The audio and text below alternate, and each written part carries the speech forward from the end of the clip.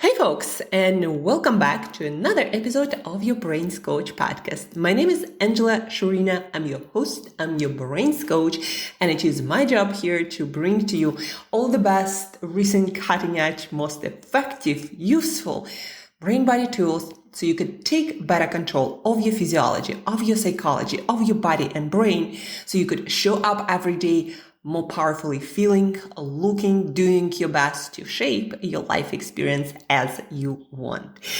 Today, guys, I want to talk to you about something I realized I have never done before.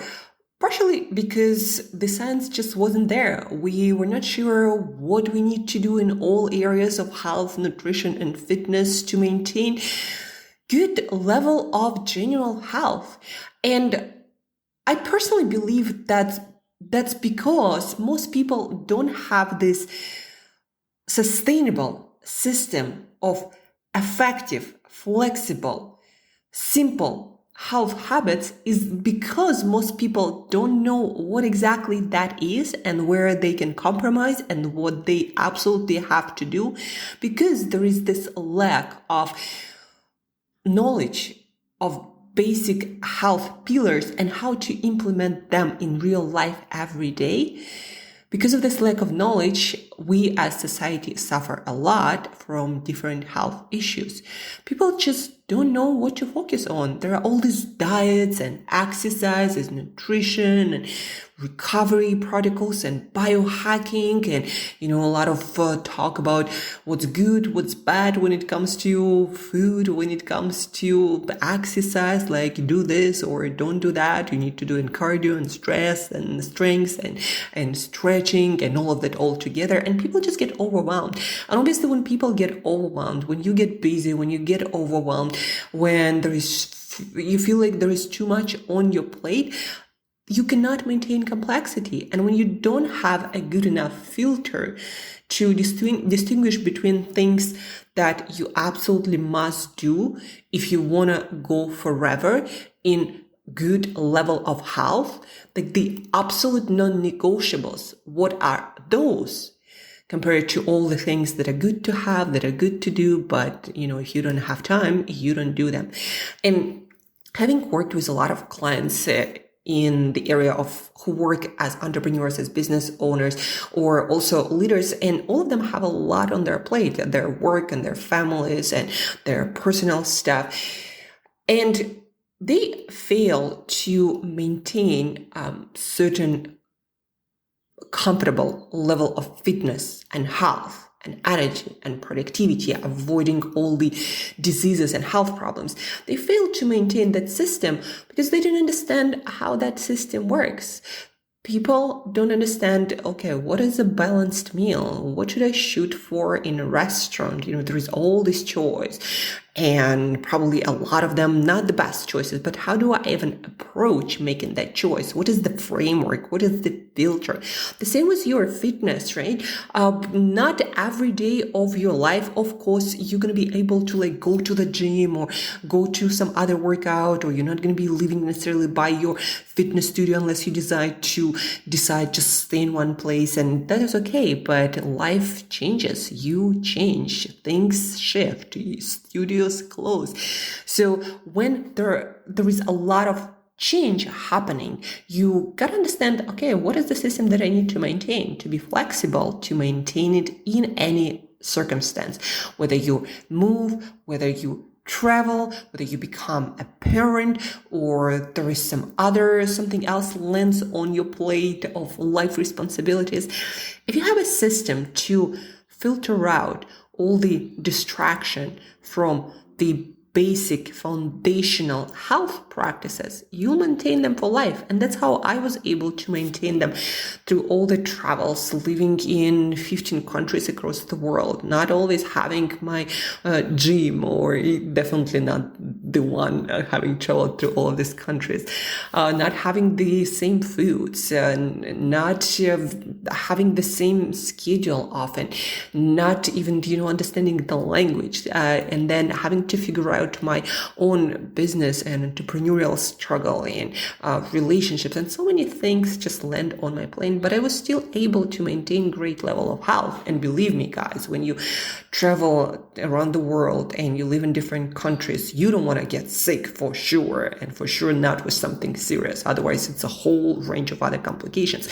So what allowed me to maintain that great level of health and fitness, of productivity, no matter what was happening around me, is that understanding, okay, these are the things that I need to do every day in whichever shape and form, and the rest I can live without comfortably, and I can go forever. And so today I want to give you the system that then you can carry through your life, maintaining, if not great, then definitely good level of health, of fitness, of vitality, of energy, not getting sick, not developing major and chronic health conditions. So this is what you absolutely have to do based on current understanding of science and current understanding of how our health works.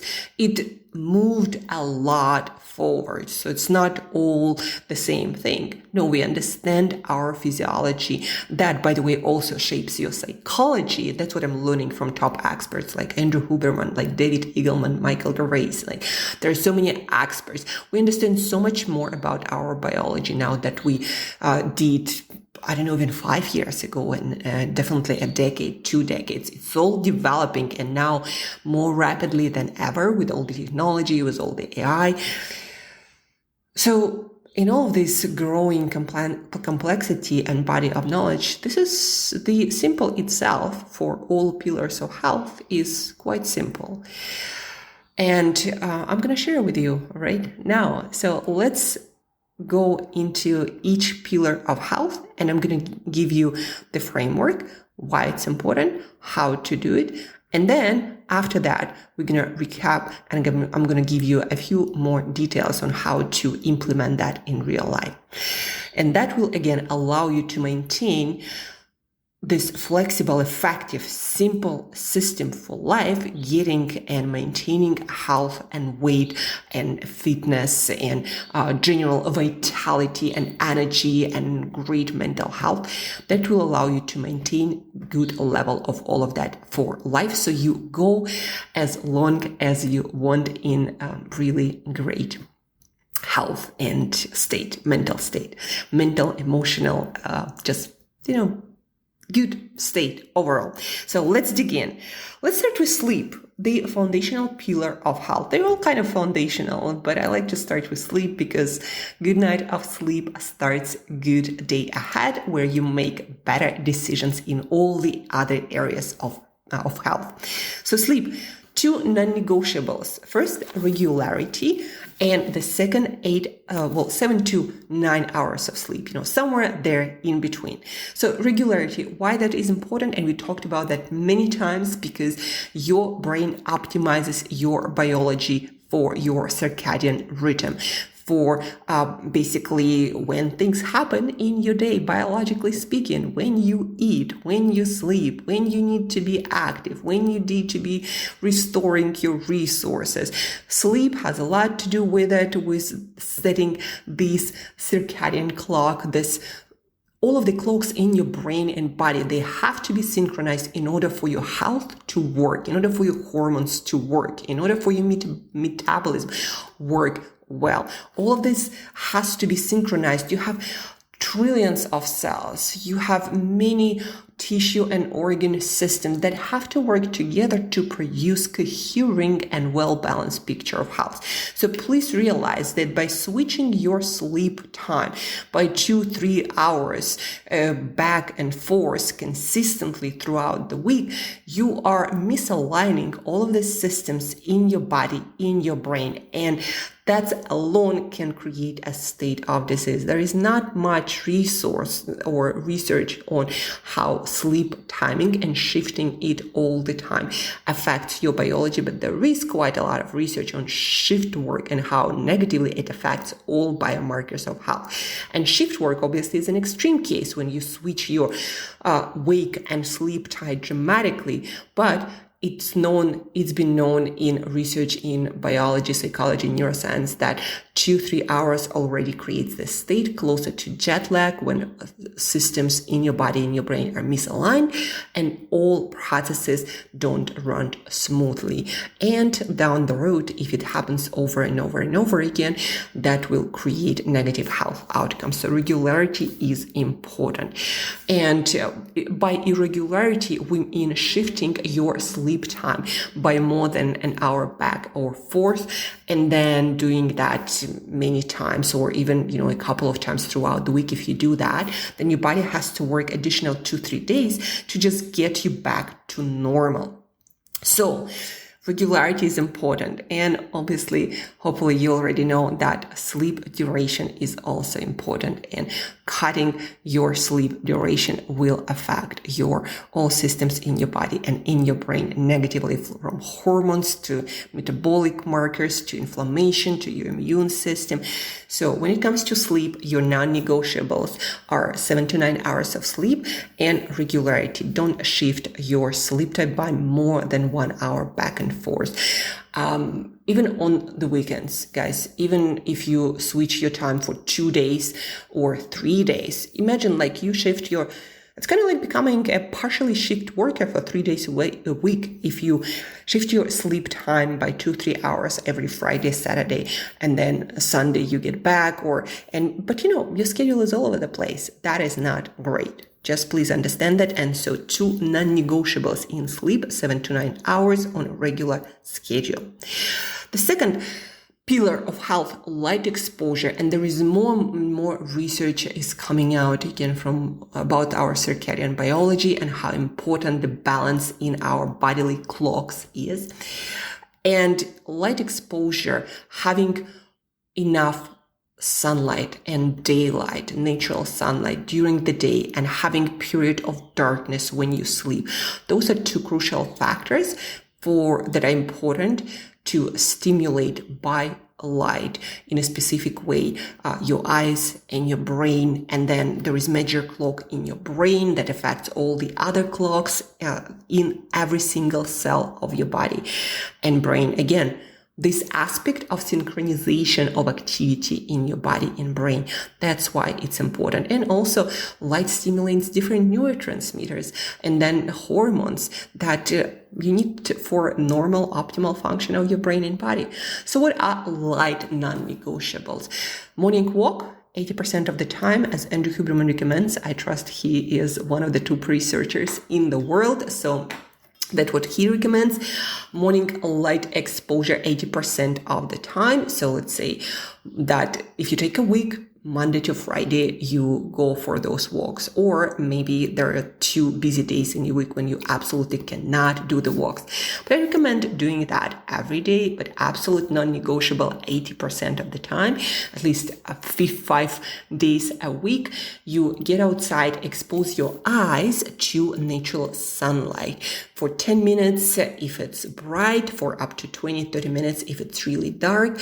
And you can always figure out the logistics. Maybe that's while you walk to work and you park a little bit further. Maybe it's while you take your kids to school. Maybe you take your dog for a walk. Maybe have a call outside. Maybe have breakfast or coffee outside. Whatever that takes, but make sure to get that sunlight as early, as close as possible to sunrise, or at least as early as you can in your day. So get that sunlight, very important for your metabolism, for your neurotransmitters that keep you productive and also keep you happy, in a good mental health, your hormones, everything, your sleep cycle is regulated by that light. So that is non-negotiable number 1. And non-negotiable number 2 is having a period of darkness for those 7 to 9 hours while you are in bed. When you are in bed, that is also very crucial. And obviously, if you work shifts, that's gonna change. But having routine as close to this as possible, that's very important. So do your best. And night. So let's get back to that darkness at night. During sleep, do your best to have the environment as dark as possible. Whether that's having a good mask that closes off every single piece of, every single hole where light can get in, or having a really dark room if you can. Do whatever you can. So for those 7 to 9 hours while you're in bed, while you are asleep, you have total darkness. And if you have to go to the bathroom and check you and, do the thing, then make sure that you don't switch on all the bright light to not disturb your sleep cycle, not wake yourself up, not destroy that beautiful brain-body chemistry that is required for you to fall back asleep. So complete darkness for those 7 to 9 hours. And Andrew Huberman also talked about some research showing that when you're not in that complete darkness and when you sleep, your room still has some light on, that negatively affects your biology and your mental state the next day and overall. So those periods of darkness, as close to complete darkness as possible, also important.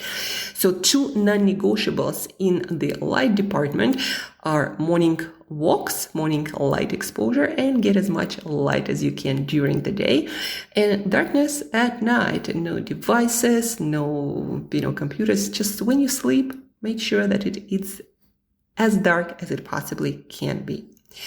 So 2 pillars we covered: sleep and light. Now you know your non-negotiables, so figure out how you can make them happen.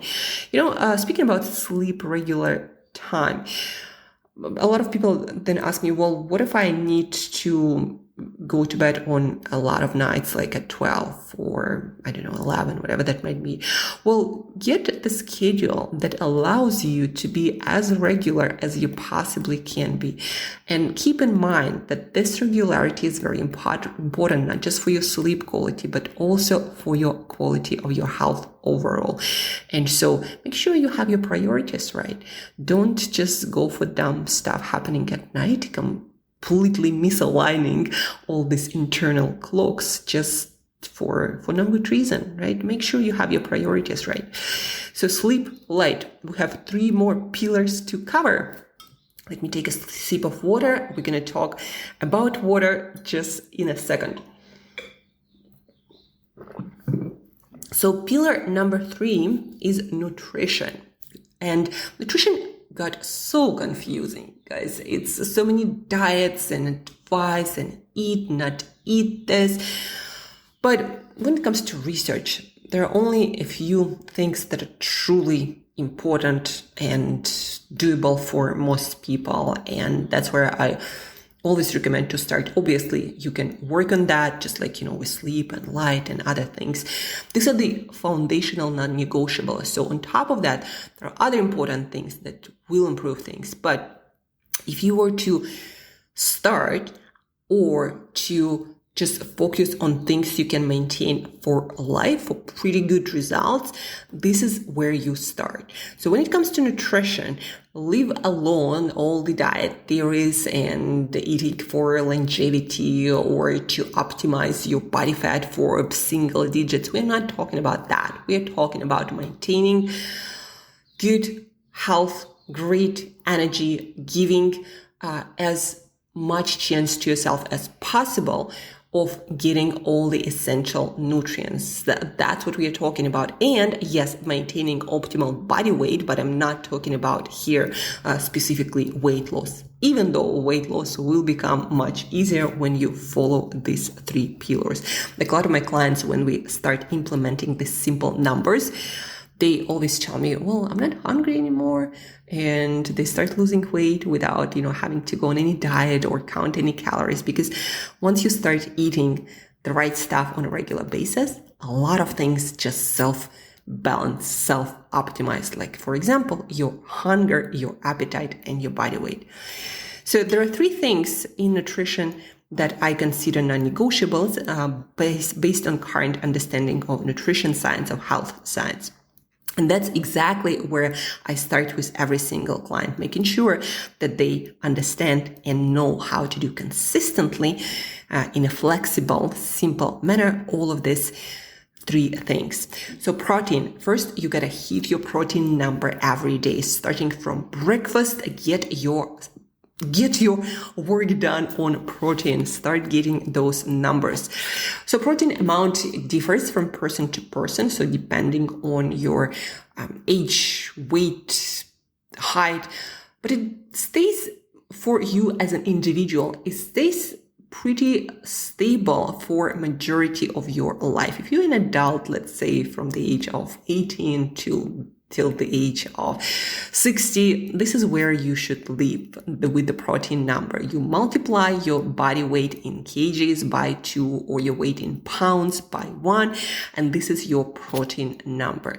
And then that protein number you'll figure out how to get from foods like meat, fish, chicken, eggs, dairy products, especially things like Greek yogurt that are high in protein.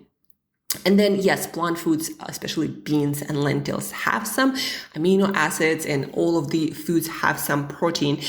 But to get the right amount and kind, animal foods are the best. And so once you figure out your number, you just Google, okay, how much protein is in chicken, in fish, in meat, in shellfish, shrimp, for example, very high in protein. In tuna, in yogurt that I eat. Just check the amount of protein. And a lot of people find it also handy to start supplementing with 1 or 2 servings of protein powder. But that's the first number, the first non-negotiable of nutrition. So get your protein number and get a third of it or a lot of it for breakfast. Do not leave your breakfast without protein, because your muscles, your brain, they all need those amino acids to function. And if you want to maintain your muscle, your most important metabolizer of energy, of glucose, so one of the major factors showing longevity and strength and overall higher health levels in all areas. Muscle is the thing you want to keep as much, well, maybe not as much if you try to become like some world-class bodybuilder. We're not talking about that. But for majority of us, as much muscle as possible by building strength and then keep eating the protein to maintain that muscle. So for protein, again, you get your number and then you figure out how to eat it from foods and eat a lot of that protein for breakfast, first and foremost, and then also for dinner. Then some people say, well, I don't have breakfast. Well, it doesn't matter when your breakfast happens, you do have breakfast. Breakfast is the first meal of the day. It doesn't matter when it happens. Then the second number is 800 grams of fruit and vegetables. So 800 grams fresh or cooked fruit and vegetables. Obviously, fruit we eat usually fresh. And then vegetables, you have all kinds of vegetables that you might eat raw, like in salads or carrot sticks. And then you have cooked vegetables. 800 grams, that's what I heard from nutrition experts, from research, from now a lot of different leaders in health and well-being space. So 800 grams fruit and vegetables, and with that you usually hit your fiber and major vitamins and minerals. So 800 grams. And it doesn't matter whether you travel, whether you're on vacation or it's a holiday season, hit your numbers, guys. 800 grams of fruit and vegetables. Purchase some scales. Make sure you know how those 800 grams look, and then just keep changing, things, the kinds of fruit and vegetables. Or if you're a beginner, just figure out the amount that looks in your favorite fruit and vegetable kinds and keep eating it until you want to change things up a bit. But 800 grams fruit and or vegetables based on your preference at the moment. Get it? That's another non-negotiable of nutrition.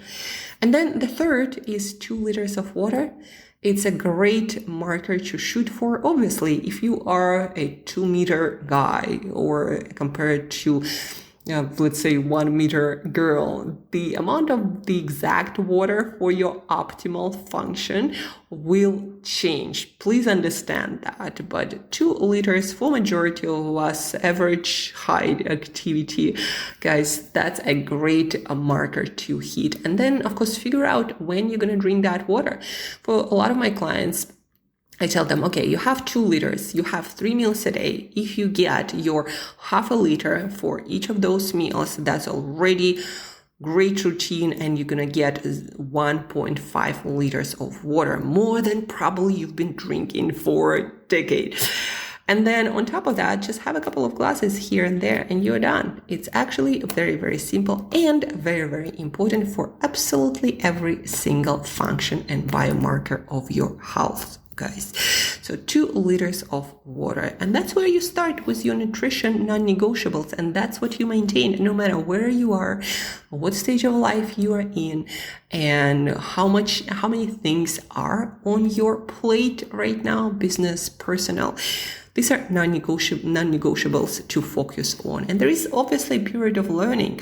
So if you don't know what are protein-rich foods, Google it, ChatGPT it. If you don't know how much 800 grams of fruit and vegetable is, then figure it out.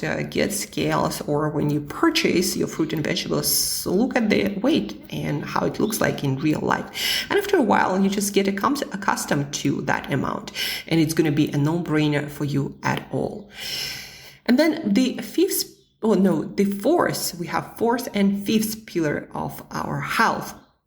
So fourth pillar is movement. And here, guys, don't make it fancy, especially if you're a beginner.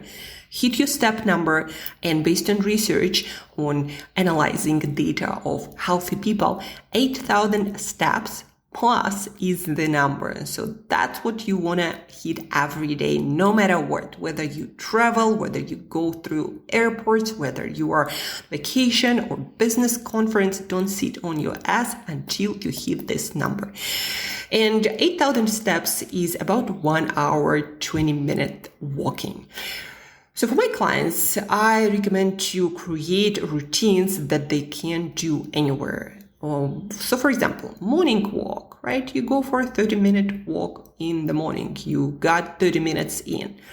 Then after dinner walk, 30 minutes, you got another 30 minutes in. Plus, it's going to help you with sleep, with metabolic health, having that walk after dinner. And then 20 minutes in the middle of the day, or getting to places and out of places, maybe walking through an airport, or between speakers at a business conference.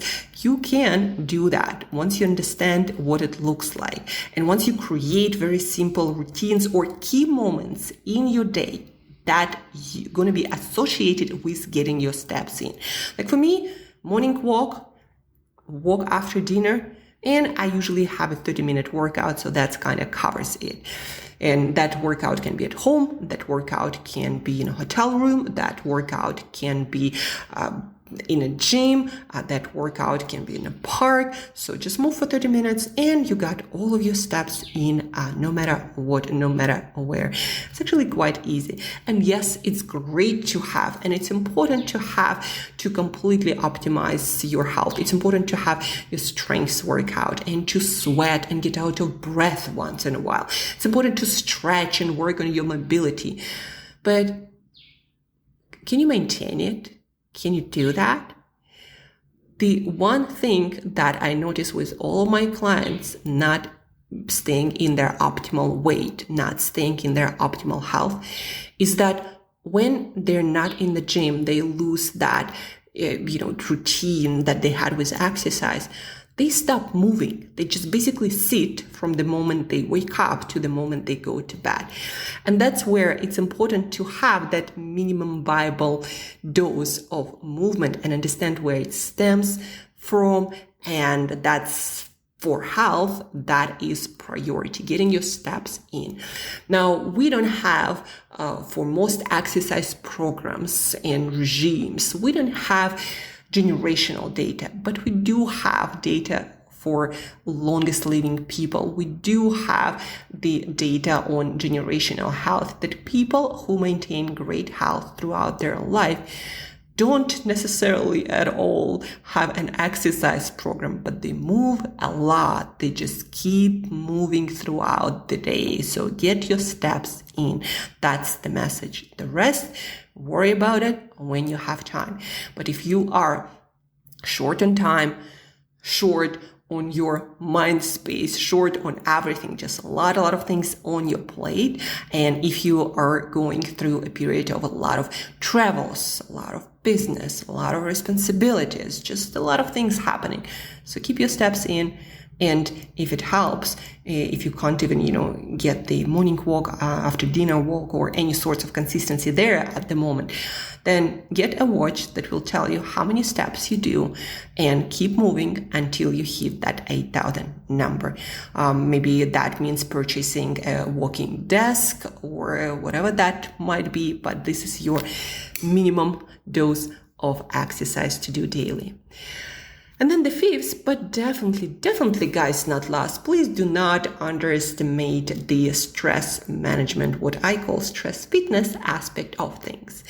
Not only the state of physiological stress will change your metabolism, how much energy your cells spend, how hungry you are, how your blood sugar works, how your sleep works, how mentally and emotionally you feel, how drained and fatigued you feel, how you are able to control all of your habits, your mental, like so many things, health-wise, mental and physical, your psychology depend on lower physiological stress levels. And some of my clients, actually a lot of them say, well, I don't stress, I handle things. You might be handling things, but that stress physiologically is still accumulating. And your nervous system in that fight or flight state, even though mentally you might be handling things. So make sure that you have a tool to unload that stress at least once a day. Switch your nervous system completely to that rest and digest state. For most of my clients, I recommend in the middle of the day, because that's where a lot of things are happening. And if you continuously in that fight or flight, ready to go, ready to handle things state, it's a huge toll on your biology, and you are spending a lot more energy and resources, compromising your immunity, your fertility, your sexual drive, your longevity, a lot of things if you are constantly in this state of ready to go, ready to fight. What I recommend my clients to do, and this is not the non-negotiable yet, but I teach them this practice from research seems to be the most effective practice to switch your nervous system from fight or flight, this very metabolically demanding state, increasing your inflammation, decreasing your blood flow to most of your organs and tissues. So from that state to rest and digest, physiological sigh is the most effective tool. Double inhale, exhale, double inhale, exhale. You can Google physiological sigh Andrew Huberman and you will see the demonstration from Andrew Huberman himself, YouTube shorts, it's there. So learn how to do that, and 2-3 cycles throughout the day. I recommend to my clients do it before breakfast, lunch, dinner, in those key moments when you do need to be in the state of rest and digest to properly absorb the nutrition. It's just really great. Also, trigger for you to do your breath work, meaning you repeat your meal times, right? And so that's when you can implement another habit, and that can stick very easily because you already eat, so you might as well add another 15-second habit there. So that's what I recommend to my clients, to physiologically unload that stress and switch your nervous system to a less demanding energy state. Plus, that state, rest and digest, more calm, focused state, it allows you to tap deeper into your creativity and connect more dots and be in more of a solution oriented, not knee-jerk reactions and just, fighting things off kind of state. So if you want to improve your creative problem solving, if you want to be more innovative, being more often in that rest, digest, calm state will actually help you to do that.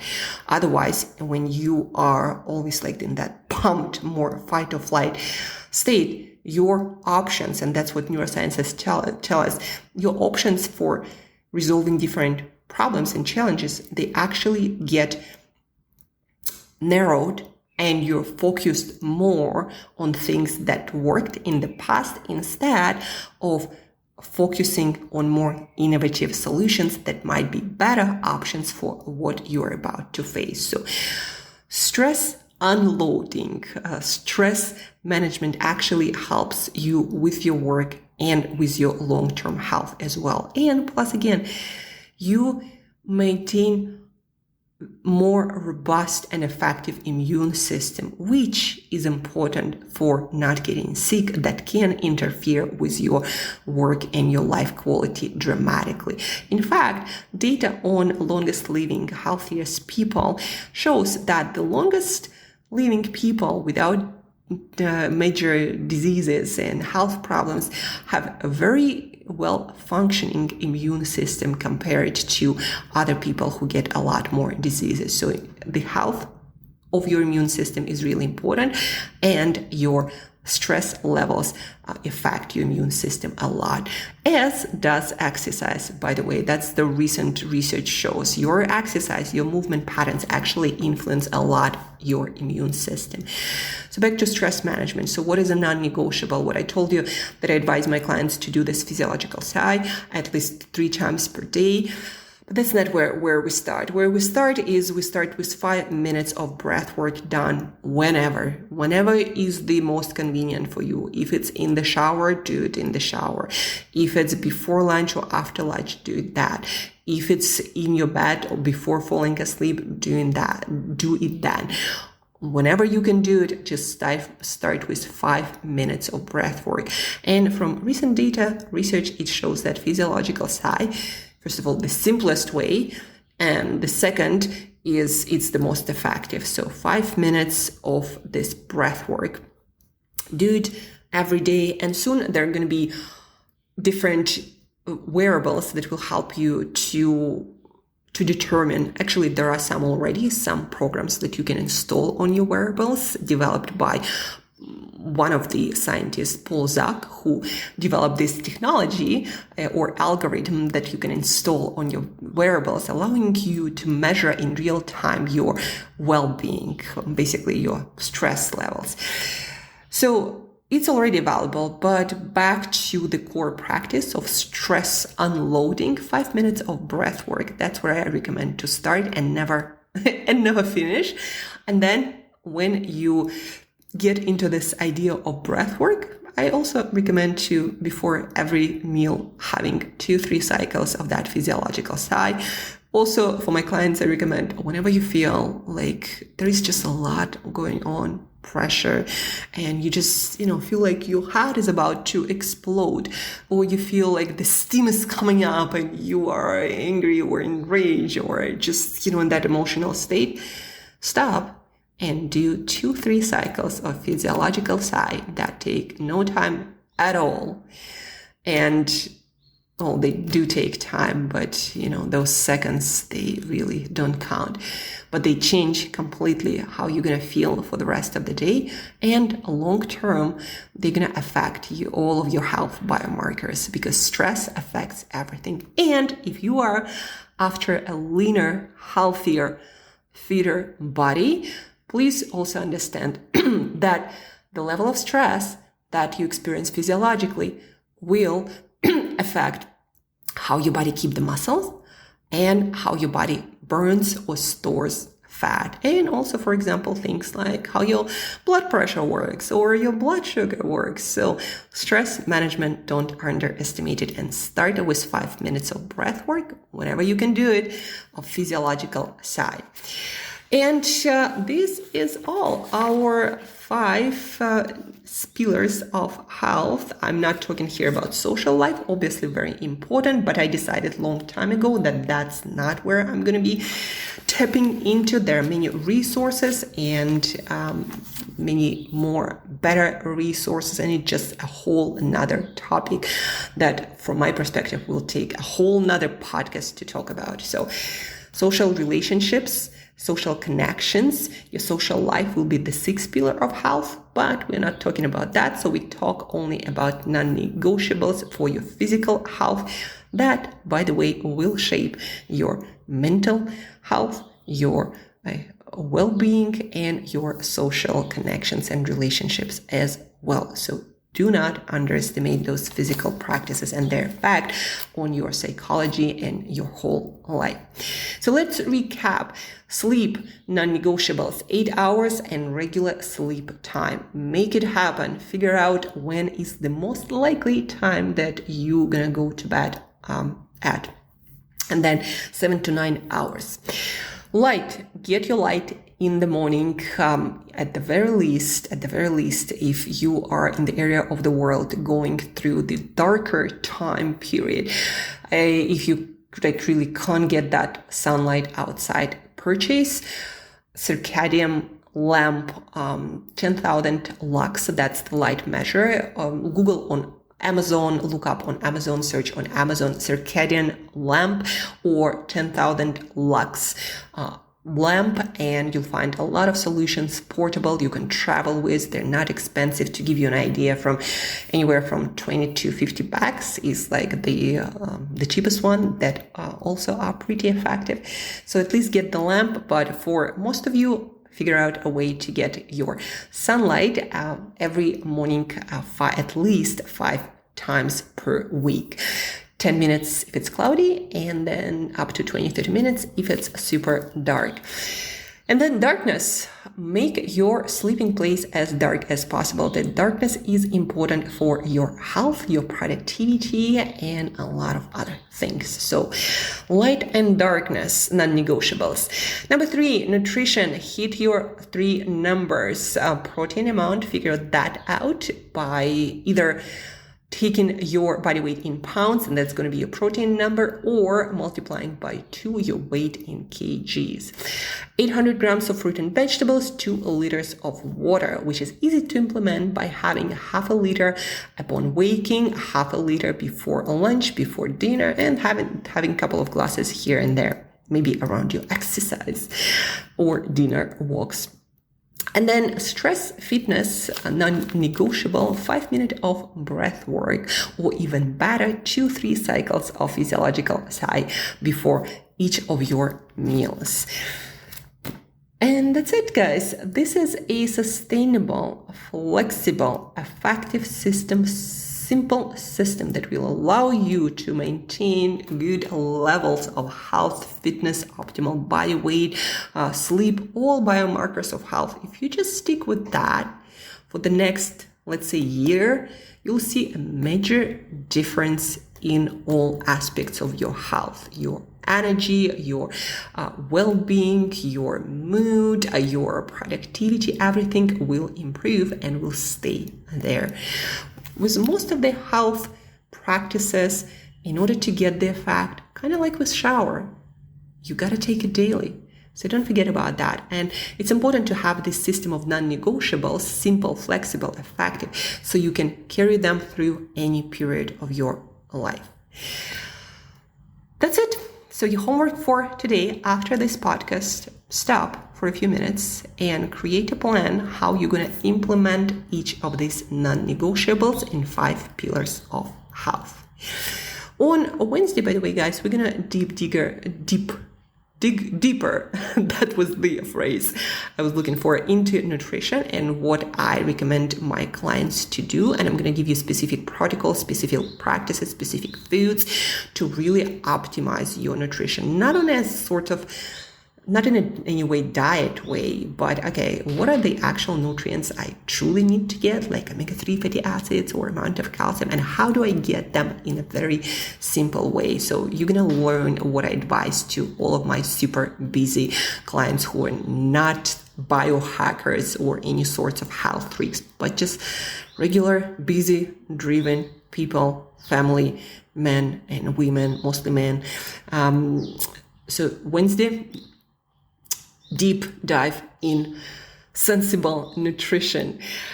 Stay tuned for that. And folks, don't forget that we are accepting applications for CEO Health Reset 360, where we are diving deep and mastering together accountability aspect of it. I answer all of the questions and I tell you exactly how to implement it in any life situation, how to do grocery shopping, how to navigate any airport, or how to navigate any restaurant menu, or how to do your workouts, so whatever, and what are some core moves, like my popular idea of fitness snacking instead of workouts to maintain great fitness.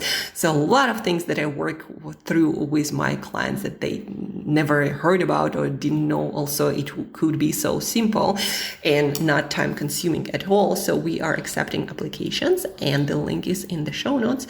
And last but not least, please do share this podcast with at least one person. Take a screenshot, tell your mom, tell your dad, tell your partner, tell your kids, share this episode with at least one person, because it really matters that we all stay healthy, that we all stay fit, that we all stay in a state of optimal function, so we can make our world better for all of us living collectively together. So please do share and have an awesome week ahead.